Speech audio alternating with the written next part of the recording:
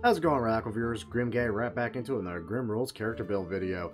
And, thank God for awesome friends, and thank God for my Wednesday group. Sadly, there is going to be no Dungeon of the Mad Mage video tomorrow because, personal reasons.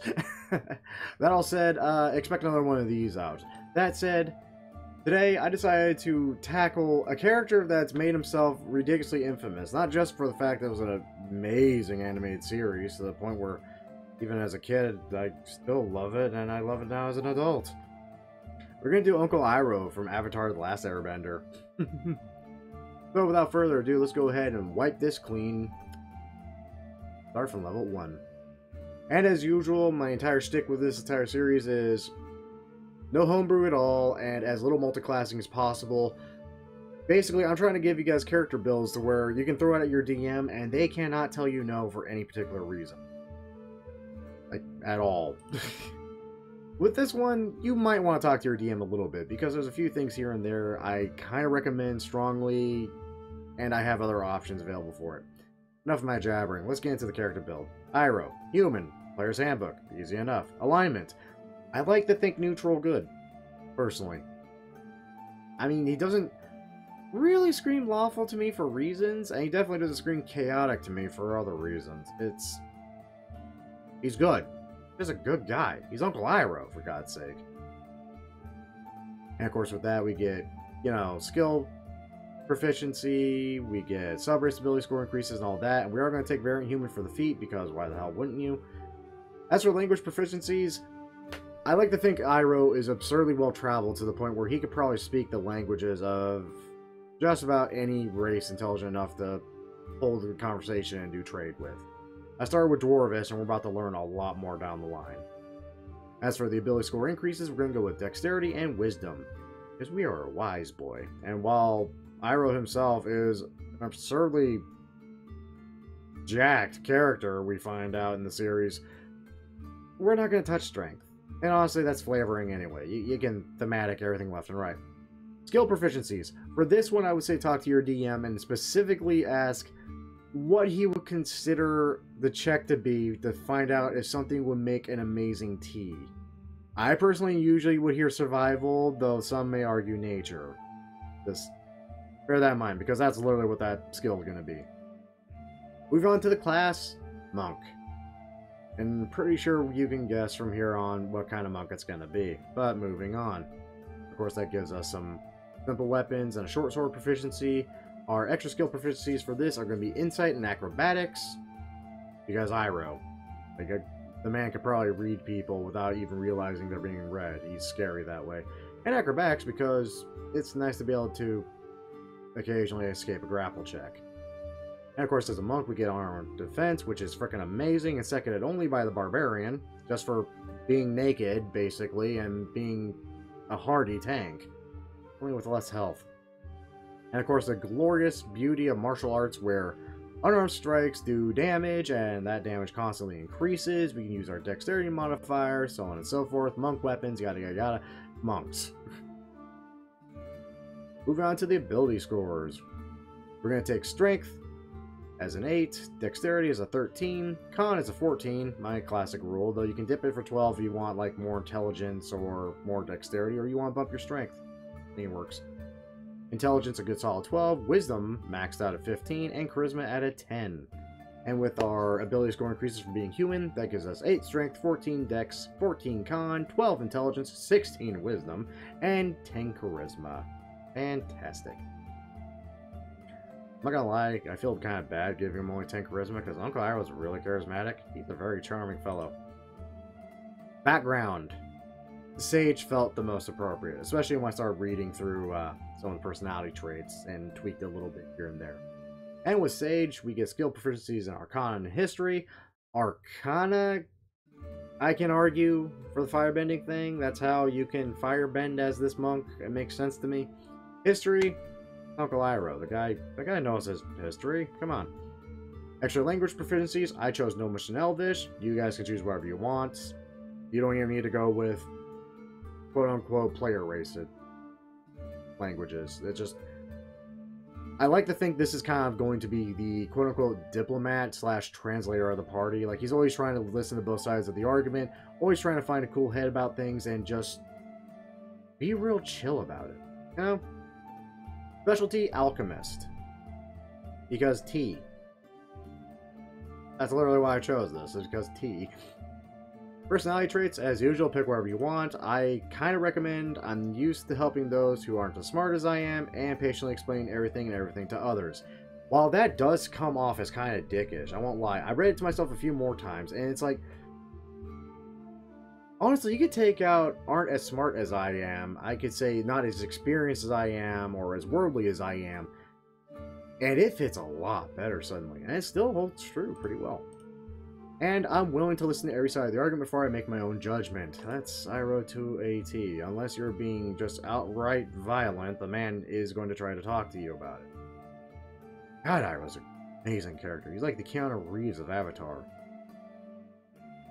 Yeah, I'm going with that analogy. Sure, why not? Ideal. Beauty. What is beautiful points us beyond itself toward what is true. I don't know about you guys, but that sounded cryptic as all hell every time I read it, and it sounds just cryptic enough to be a monk thing. It literally comes off as a proverb out of the gate, and you can make it into whatever you want to mean.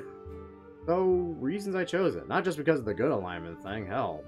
It came off proverbish, and proverbish, I can English, and it works. Bond. I've been searching my whole life for the answer to a certain question. What that question is up to you.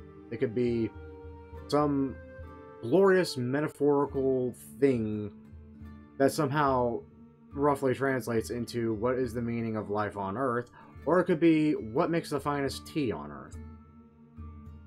Have at it. Law. I like this one, and I'm going to recommend a tweak to it. Most people scream and run when they see a demon. I stop and take notes of its anatomy. Scratch out that last part because that's dumb. I'm not gonna lie, I was in a game where there was a PC that actually had that and literally did do that during a fight, and I was like, why? Don't do that. Scratch out the last part and say, I'm going to try to have tea with it. Because Iroh would probably, in Dungeons & Dragons, try to have tea with everything that could speak. And if it didn't, punch it. That gives us some interesting starter equipment as well, but we're not going to worry too much about it. We're not even going to worry about anything for the starter equipment. I chose starting well for this because, frankly, Iroh just doesn't fight too often, but when he does, he's amazing at it. Honestly, him just wearing decent clothes, maybe having a backpack, that seems to fit just fine. You know, rations, you know, a nice little tea set. I like it. And it works really well for those going for a real strong kind of monk feel. We're not going to get any spells, yada yada. Using a feat. I have two recommendations here. Prodigy is a really good one because you can immediately pick up a brewer's kit, you know, for tea. And you can pick up expertise in survival, insight, which is really good. Basically, whatever flavor you want your Iroh to be. You want him to be able to read people without them even knowing it and usually being dead on about it, or do you just want him to be a really chill dude that just really likes tea? I'm saying tea a lot in this video, I don't know why. And it gives us an extra skill, which we can drop into anything, really. And yet another language. Again, translator. Now, that's one recommendation. You don't have to go that route. If you want to go more of a combat-heavy route, you know, you don't even need to, honestly, take 16 wisdom. You can take it in dex and be just as fine. 14 wisdom, just as good. And instead, take a fantastic little thing called Elemental Adept. Now, granted, the prerequisite for this, you have to at least be able to cast one spell, so usually this would be later, but honestly, talk to your DM about it, and see if he allows it. I mean, if he allows it, then he allows it. I mean, you're going to be able to cast a spell eventually. And of course, what this does is, we choose one of the following damage types: classic elemental damage, acid, cold, fire, lightning, or thunder. Spells you cast ignore resistance to damage of the chosen type, which is amazing. In addition, when you roll damage for a spell you cast that deals damage of that type, you can treat any one on the damage die as a 2. It's not much, but that little boost could potentially save you from another turn in an encounter. And possibly save an ally's life. And while we can't select them multiple times, we really only need the one. Me, I like Prodigy more for starting out. Not just for the prerequisite thing. Again, talk to your DM. I like it because thematically working in how you can just suddenly throw fire around like no one's business. That's kind of hard to explain. Other than you're trying to maybe keep on the down low about it, that you can do kind of thing. I lost Prodigy. There we go, I found Prodigy. Right, we have Prodigy. And of course the good old bio, and I still have the good old Wick name on there. And I did double check, these are basically his stats. I don't know what his actual age is, but I can tell you he's 4 foot 7 inches, weighs about 150 pounds-ish. Hazel eyes, white top knot, skin... kind of like olive tan, Mediterranean tan almost. And there you go. That would be Iroh at level 1. Not quite a firebender yet, but that's the joy of my little series here, where I can magically click a button and we can just add 10 levels. Or rather 9 levels, because honestly, a lot of campaigns out there tend to cap out around that time. And dear sweet lord, the things we get as a monk are absurd. And for the monastic tradition, what are the 4 elements? The monk subclass that gets crapped on so much. Like, I'm not gonna lie, I like the idea of it, and I hate that people don't like it for the simple fact that it's not really optimized, it's kind of dumb, it's not as useful. It's like, this is a game, though. Have fun with it. I mean, they literally give us an avatar that we can play with. Have fun with it. And, of course, classic monk stuff. And for this specific subclass, we get Disciple of the Elements. Which means we get to start doing all sorts of fun things, like Fangs of the Fire Snake. You use the attack action on your turn, you can spend a key point to cause tendrils of flame to stretch out from your fists and feet. Your reach with your unarmed strikes increases by 10 feet for that action, as well as the rest of the turn. A hit with such an attack deals fire damage instead of bludgeoning damage, hence Elemental Adept, because it's no longer resistant if it can't be. And if you spend 1 key point when the attack hits, it also deals an extra 1d10 fire damage.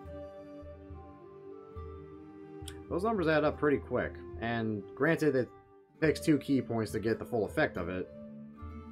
That said, it's a pretty fun effect. And of course, this little blurb about casting elemental spells, elemental attunement. Elemental attunement's kind of fun, and it kind of really promotes the firebender thing. You know, you can cast snuff torches and all that. It's kind of like prestidigitation. It's fantastic. Classic slow fall, ability score improvements, extra attack, which is really fun. Stunning strike, which is broken. And one of the reasons I really like having a high wisdom on those. Key and power strikes. Fire attacks are non-magical and ignore resistance to non-magical attacks. And finally, another Disciple of the Elements. Weeping Cinder Strike, of course. Which basically is we cast 2 key points and we cast Burning Hand. But the way it's labeled, I feel like it's more like a sweeping kick or a roundhouse kick. I like the flavor of it. And of course, Evasion, Stillness of Mind, which is really good for thinking that you're Iroh, because I feel if Iroh was in Dungeons & Dragons getting charmed or frightened or something, like you're facing down a dragon, for example, which just has an aura of fear. You know, your entire party starts going a little bat crap crazy about it, and you're just standing there and you're just gonna offer it a cup of tea because you're freaking Iroh. Freaking love this. And of course, a good old unarmored movement, which makes us a very, very spry boy. And of course, at level 10, 2 ability score improvements. We can have fun with it. I mean, again, is your Iroh more punchy or is your Iroh more fiery? In either case, Jack Wisdom or Dex. Or if you want, say screw it to one of these and pick up either Prodigy or Elemental Adept. Both do wonders. That said, that's it. 17 armor class at level 10 for not wearing anything is not bad. 68 health points is a little lacking though. But anyway, that's the video. And as usual, I hope you all enjoyed. And if you all did enjoy, a great way of showing that support, as always, is by liking the video, subscribing to the channel, and of course sharing it with your friends. And, just having fun on the channel. If you're into the D&D stuff, I got a slew of playlists for you guys, ranging from homebrews that went for 2 frickin' years, to legitimate modules like Curse of Strahd, Waterdeep Dragon Heist, Waterdeep Dungeon of the Mad Mage, Avarice the Half-Caste, the Esther Isles Cartography Guild, are the 2 homebrews. And they're going on, and they're going to keep going on for God knows how long. And of course more character build videos, you just want to see what else I've done. Anyway, enough of me yapping. Once again though, thank you all for watching, and as usual, here's those that love us, the losers that lost us, and as always, lucky sons of bitches to meet us. We'll catch you all next video.